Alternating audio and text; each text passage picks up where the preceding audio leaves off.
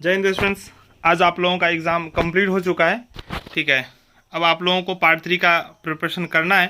तो जितने भी कॉमर्स के स्टूडेंट्स हैं, मैं उन सब से यही कहूँगा, अगर आप हमसे जुड़कर पढ़ाई करना चाहते हैं तो इस चैनल को ज़रूर सब्सक्राइब कर लें। और जो आर्ट्स और साइंस फैकल्टी के होंगे उनके लिए भी हिंदी सबका, मैथिली का या अदर सब्जेक्ट का वीडियो अपलोड होगा, तो वो भी चैनल को सब्सक्राइब कर सकते हैं। ठीक है, लेकिन कॉमर्स वाले जितने स्टूडेंट्स हैं वो तो ज़रूर कर लें, क्योंकि आप लोगों के लिए लगातार वीडियो अब से अपलोड होगा। ठीक है, मेरे पास जो सेट है वो है सी, आप लोग देख रहे होंगे। आप लोगों के पास जो भी सेट है आप वीडियो को पॉज करके आराम से मिला सकते हैं। वैसे एक बार आप देख लेंगे तो आपको याद हो जाएगा आंसर, तो उस हिसाब से आप टिक कर लेते हैं, कर सकते हैं, चेक कर सकते हैं। मैं जो आंसर आप लोगों को बता रहा हूँ 100% ट्रू है। मुझे जिसमें डाउट है मैं वो बता दूंगा, लेकिन जो आंसर मैं बताऊंगा वो 100 के 100% सही है, इसमें कोई डाउट नहीं है, आप आराम से मिला सकते हैं। ठीक है, पहला क्वेश्चन, दूध का धुला होना, इसका अर्थ होता है निर्दोष होना। लोग बोलता भी है बोलचा में, तुम दूध के धुले हो, मतलब तुम निर्दोष हो। डकार जाना मतलब हजम कर जाना। ठीक है, चलिए आगे है, टका सा जवाब देना। टका सा जवाब का देना का यहाँ हो जाएगा ऑप्शन डी। टका सा जवाब देना का मतलब होता है साफ इनकार कर जाना, साफ इनकार कर जाना। ठीक है ना, साफ इनकार कर जाना, इसका मतलब हो गया।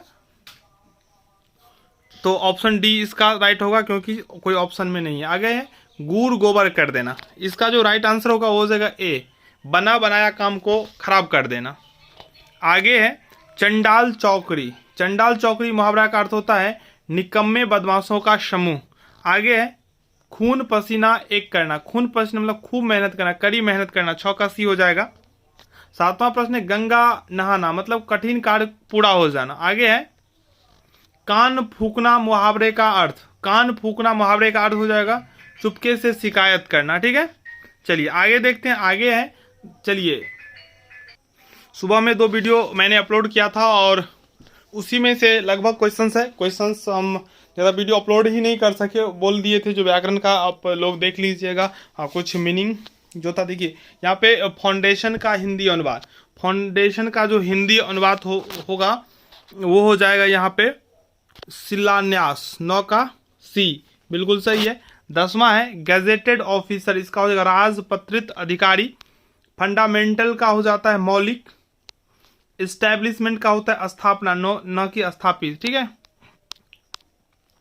डिस्पैरिटी का अर्थ होता है यहाँ पे अवज्ञा नहीं, असमानता हो जाएगा। 13 का सी। ठीक है, चलिए 14वां प्रश्न डिक्लेरेशन। डिक्लेरेशन का होगा सही हिंदी अनुवाद घोषणा। आगे है एंडोर्समेंट। एंडोर्समेंट का जो हिंदी होता है सही वो होता है समर्थन। ठीक है, 15 का हो जाएगा ए। 16वां प्रश्न एम्बेसी। एम्बेसी एम्बेसडर होता है राजदूत, और एम्बेसी का मतलब राजदूतावास। ठीक है, एम्प्लॉयर यानी कि नियोक्ता।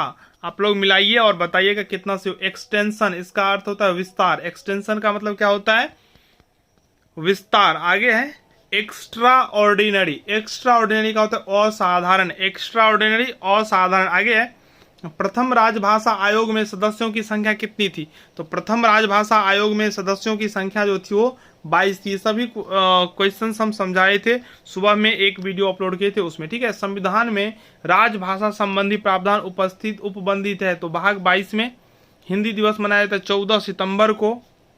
हिंदी भारत की है राजभाषा। आगे संविधान सभा में राजभाषा हिंदी के पक्ष में कितने मत पड़े थे, तो 78 मत पड़े थे संविधान सभा में राजभाषा हिंदी के फेवर में। त्रयी के रचनाकार कौन है, त्रयी के रचनाकार है जानकी वल्लभ शास्त्री। चलिए आप लोग आराम से मिलाइए, कहीं कोई कंफ्यूजन है। मेघ गीत किनकी रचना है, तो इसका जो राइट आंसर हो जाएगा वो हो जाएगा जानकी वल्लभ शास्त्री। ठीक है, आगे है मेनका उर्वशी रंभा पात्र है, तो ये हो जाएगा उर्वशी। 27 का ए ही इसका आंसर होगा। 28वां प्रश्न है चंद राजशेखर कथा वस्तु से प्रेरित संगीतिका है। ये क्वेश्चंस मुझे कंफर्म नहीं पता है। ठीक है, इसलिए मैं इसको छोड़ रहा हूं। अगर आप लोगों को पता है तो आप लोग बताइए, और ये क्वेश्चंस भी मैं छोड़ रहा हूं। ठीक है, बुक चूंकि मेरे पास था नहीं जो मैं इसे कंफर्म कर लेता, इसलिए मैं आप लोगों के ऊपर ही छोड़ देता हूं। 30वां प्रश्न है पाषाणी किस विधा की रचना है, तो गीति नाट्य हो जाएगा इसका आंसर। और 31वां प्रश्न है, पतझड़ किन संगीतिका का पात्र है? पतझड़ तो वासंती हो जाएगा इसका राइट आंसर। 32वां, योगी किस संगीतिका का पात्र है? तो 32 का राइट आंसर हो जाएगा उर्वशी। 33वां प्रश्न है, किसान किस संगीतिका का पात्र है? तो इसका हो जाएगा राइट आंसर वासंती। पासानी के पात्र नहीं है, तो इसका हो जाएगा इनमें से कोई नहीं, क्योंकि ये तीनों जो है पासानी के पात्र हैं। मैं आपको बताया था पासानी का स्टोरी सुबह में। पुरुड़वा किस संगीतिका का पात्र है? तो इसका हो जाएगा उर्वशी। आगे है, पासानी की संगीतिकाओं में से नहीं है। पासानी की संगीतिकाओं में से कौन नहीं है? तो पासानी की संगीतिकाओं में से उर्वशी जो है वो नहीं है। 37वां प्रश्न, पासानी में संगीतिकाओं की संख्या कितनी है? ये भी मैं श्योर नहीं हूँ, इसलिए मैं ये आप लोगों के लिए छोड़ रहा हूँ। अगर आप लोग श्योर हैं तो आप आंसर दीजिएगा, ठीक है। अगर मुझे कंफर्म आंसर पता चलता है तो मैं आपको कमेंट सेक्शन में पिन ट्वीट कर देंगे, ताकि आप लोग आराम से मिला सके। पासानी के कवि कौन है? ये बहुत आसान क्वेश्चन है, आप लोगों को निश्चित रूप से पता होगा। Janaki Vallabh Shastri is the right answer. आगे है, आरसी प्रसाद सिंह किस रूप में ख्यात हैं, किस लिए जाने जाते हैं? तो इसका राइट आंसर होगा यौवन और प्रेम के कवि के रूप में। आगे, अनमोल वचन किनकी कृति है? अनमोल वचन जो कृति है वो हो जाएगा आरसी प्रसाद सिंह का। अनमोल वचन किसका कृति है?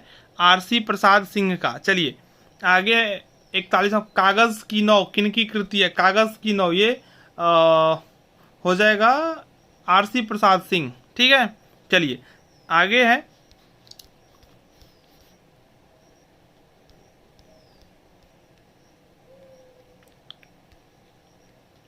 कागज की नाव। चलिए 41 तक हो गया।